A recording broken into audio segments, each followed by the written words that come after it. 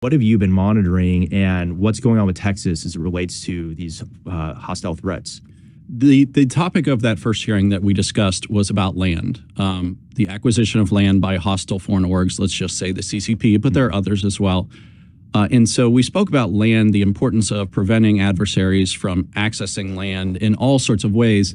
To boil it down, when you have an adversary like the Communist Party of China that is targeting states, targeting military installations, targeting critical infrastructure, you want to reduce the surface area on which they can interact within the state of Texas.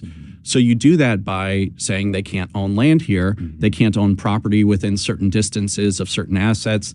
And you do things like Texas did in 2021, I believe, which was they said foreign adversaries cannot contract with critical infrastructure providers. Texas did that, and Texas is looking at the land issue because of one specific really shocking case of a retired general from the People's Liberation Army acquiring 130, 140,000 acres near Laughlin Air Force Base near the border with Mexico. And he says he wants to create wind farms there. And he did stand up some wind turbines. Texas, I think, rightly recognized this as the threat it was. We can't have generals from an adversary military plugging into the energy grid in Texas.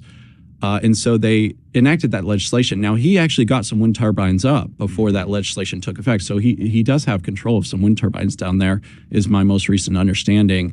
But preventing that from going any further, and then looking at the land issue to keep them off Texas land, Texas surface area in general, we expanded and opened the scope of the conversation to the broad ways in which the CCP targets the states. We boil it down to three areas. So protecting critical infrastructure, land is a critical piece of that.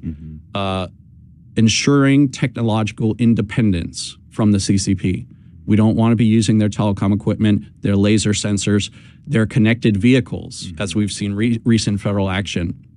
And then, of course, shutting down influence operations, where we're working, very hard on topics on that across states. So those are the three buckets we discussed, and we discussed how China is specifically targeting the states because they consider the states to be the soft underbelly of American governance.